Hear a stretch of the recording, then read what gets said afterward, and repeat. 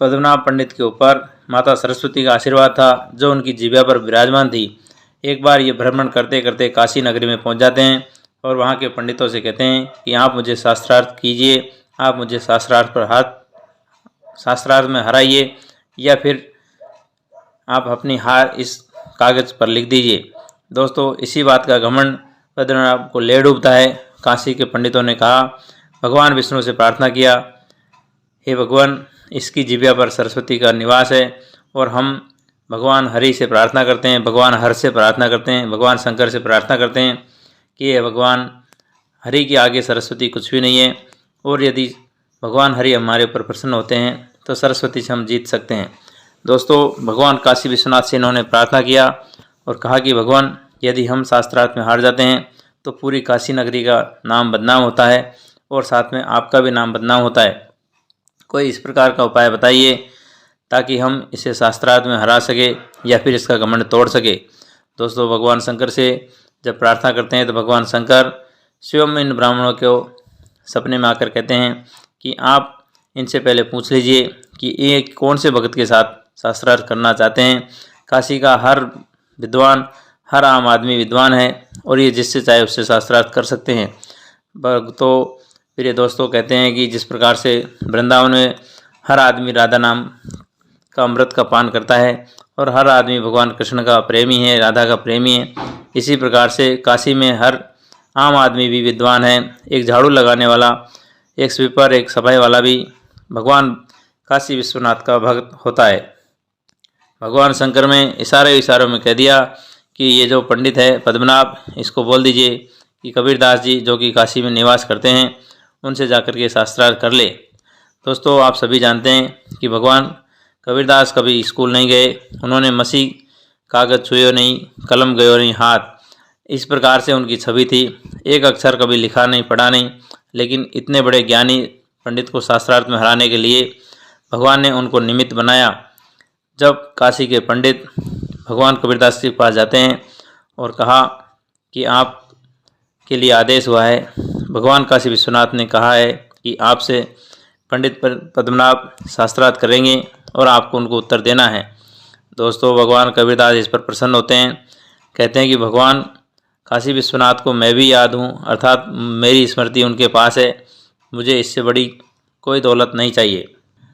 वैसे तो कबीरदास जी कहते हैं कि मुझे कोई ग्रंथ, मुझे कोई मंत्र जाप नहीं आता है और मैं इनसे क्या शास्त्रार्थ करूँगा, लेकिन जब भगवान काशी विश्वनाथ का आदेश बताया तो वो तैयार हो गए। और जब उन्होंने पद्मनाभ से कहा तो पद्मनाभ ने कहा कि बुलाइए कबीरदास जी को। तो कबीरदास जी के पद्मनाभ जी के सामने पंडित कहते हैं कि देखो, आपको हार लिखवानी है, जीत लिखवानी है तो आपको खुद ही जाने का है। काशी विश्वनाथ भगवान की प्रेरणा से हमारे कबीरदास जी तैयार हो गए हैं। प्रिय दर्शकों, पद्मनाभ पंडित कबीरदास जी के पास जाते हैं। जब उन्होंने देखा कि एक साधारण सा आदमी है, ये मुझे क्या शास्त्रार्थ में हराएगा, इसके पास कोई रहने को घर नहीं, बहुत साधारण सा आदमी है, इसको शास्त्रार्थ करना कहाँ आता होगा। और कबीरदास जी ने भी कह दिया कि हे पंडित, मैंने तो कभी किसी मंत्र का, किसी शास्त्र का अध्ययन नहीं किया, मुझे कोई ज्ञान नहीं है, आप भी पूछ लीजिए। कबीरदास जी ने पंडित पद्मनाभ से एक बात पूछा कि आप पढ़कर समझे हो या समझकर पढ़े हो, मुझे खाली इसका उत्तर दे दीजिए, इसके बाद आप शास्त्रार्थ कीजिए। प्रिय दर्शकों, कबीरदास जी के इस सवाल पर पंडित पद्मनाभ की बुद्धि अटपटा गई और उसको जवाब देते बना नहीं। वो इधर के उधर दिमाग को घुमाए और कहा कि महाराज, मुझे एक दिन का समय दीजिए, मैं अपने शास्त्रों का अध्ययन करके कल आपको जवाब देता हूँ। कबीरदास जी कहते हैं कि कोई बात नहीं, आप कल जवाब दे देना, मुझे कोई ड्यूटी तो जाना नहीं है, मुझे तो यहीं रह करके भगवान का नाम स्मरण करने का है। दोस्तों, कहते हैं कि बुरा समय आता है तो सबकी मति फिर जाती है। यहाँ पंडित पद्मनाभ का उल्टा होने वाला था। जिसको आज वेदों का, शास्त्रों का ज्ञान के ऊपर इतना घमंड था, आज इसका सपना चकनाचूर होने वाला था। ये ग्रंथों को उल्टे पलटे सारा दिन हो गया, सारी रात हो गई, लेकिन इसको इसका जवाब नहीं मिल रहा कि पढ़कर समझे हो या समझकर पढ़े हो। जब इसे कुछ भी याद नहीं आ रहा तो सोचता है कि चलो एक पेड़ के नीचे के जा कर के मैं भगवान का ध्यान करता हूँ, सरस्वती माता को याद करता हूँ और इस प्रश्न का उत्तर देने के काबिल बनता हूँ।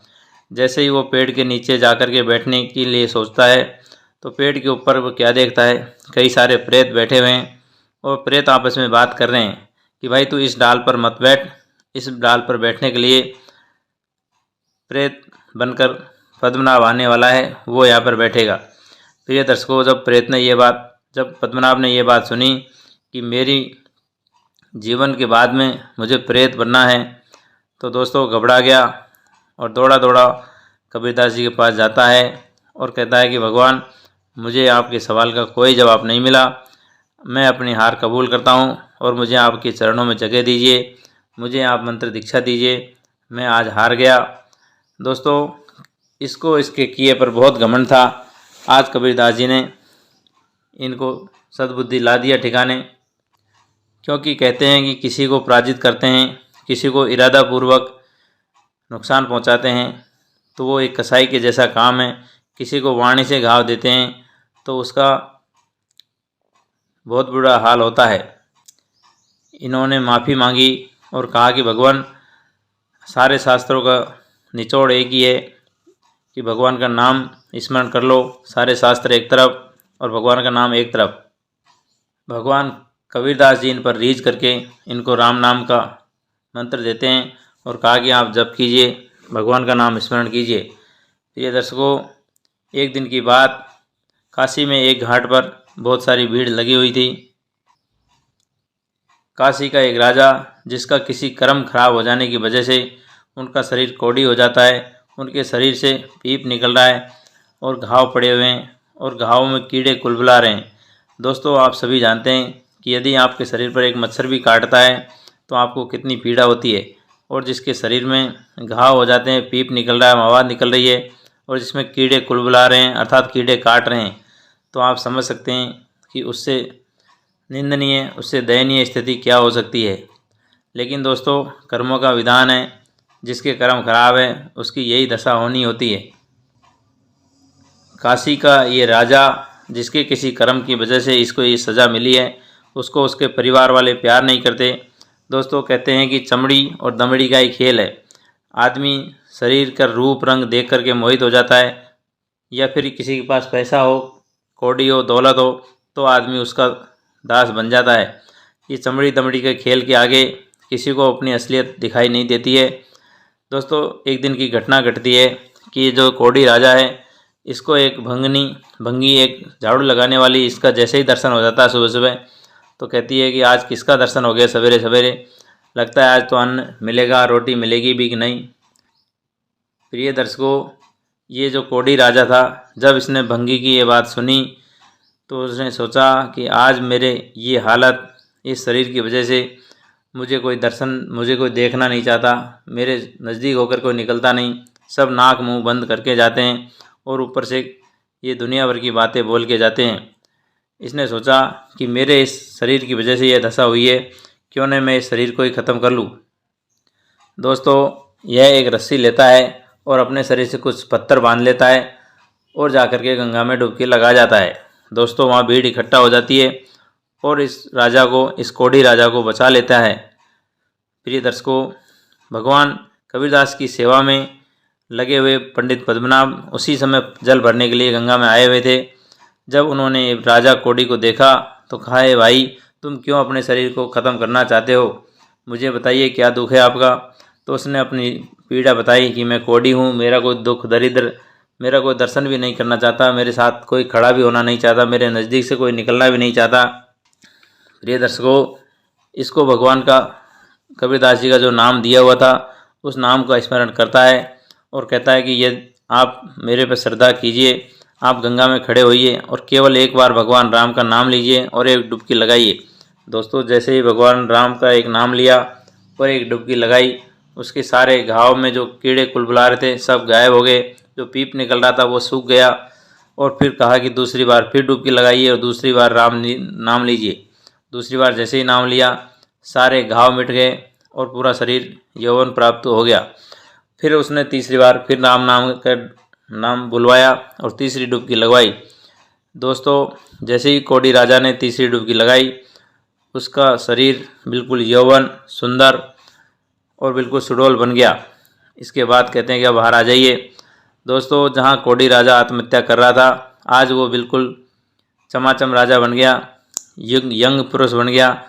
अब तो वह पद्मनाभ का दास हो गया। कहा कि भगवान अब मैं क्या करूं, मुझे आपकी वजह से इतना बड़ा सुख प्राप्त हुआ है। दोस्तों उसने कहा कि जिन नाम की वजह से आज आपकी ये कृपा हुई है, आप भगवान नाम स्मरण कीजिए और ये संसार माया मोह छोड़ दीजिए। दोस्तों इस प्रकार से वह राजा पद्मनाभ का दास हो गया और पद्मनाभ कबीरदास जी के दास हो गए।